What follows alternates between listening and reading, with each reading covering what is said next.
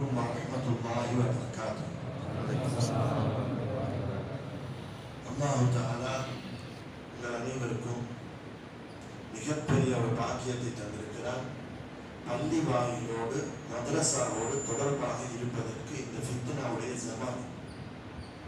இந்த ஃபித்னாவுடைய காலத்தில் அல்லாஹ்வே தேர்ந்தெடுக்காமல் செலக்ட் பண்ணாமல் நம்மளால நம்மளோட கட்டித்தனத்தை கொண்டோ அறிவாற்றலை கொண்டோ நம்மளோட வியாபார யுக்தி தந்திரங்களை கொண்டோ அல்லது நம்மளோட இன்ஃப்ளூயன்ஸை கொண்டோ நமக்கு பள்ளி வாயில்கள் மதரசாக்களுக்கு தலைவராகவோ செயலாளராகவோ நிர்வாகிகளாகவோ கமிட்டி மெம்பராகவோ அல்லது மதரசாவுக்கு உதவி செய்யக்கூடிய அமைப்பில் போய் கடைக்கடையா போய் எலெக்ஷன் எடுத்துட்டு வரக்கூடிய ஒரு ஸ்ரீதேவியாகவோ அல்லாஹ் நம்மளை தெரிஞ்செடுக்காம நம்மளுக்கு நினைச்ச மாதிரி இந்த இடத்துக்குள்ள வந்து நுழைய முடியாது.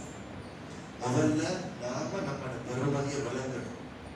அல்லாஹ் தஆலா ஒவ்வொருவரையும் அவன் எதுக்காக படைச்சானோ அதை அவன் செய்வான்.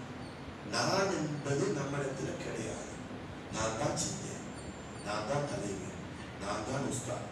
இந்த உஸ்தாத் மாதிரி இல்லைன்னா எப்படி மதரசா செய்ய போறேன்னு பார்ப்போம்.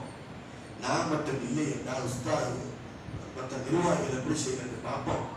அவர் இல்லை என்றால் அப்படி, இவர் இல்லைன்னா இப்படி. நான் என்று ஒவ்வொருத்தரும் நினைச்சு பல மதரசாக்கள் இன்று மூடப்பட்டு அந்த ஊருக்கே அல்லாஹ்வுடைய உதவி இல்லாத ஒரு நிலையை நாம் பார்த்து கொண்டிருக்கிறோம். இந்தியாவை பற்றி எனக்கு தெரியாது, நான் வேறு நாடுகளை பற்றி சொல்றேன்.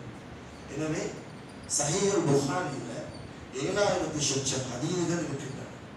குர்ஆனுக்கு அடுத்த அந்தஸ்து சஹீஹுல் புகாரி. சஹீஹுல் புகாரியில 7000 சொச்சம் ஹதீஸ்ல சில ஹதீஸ்கள் மடங்கி ஒரே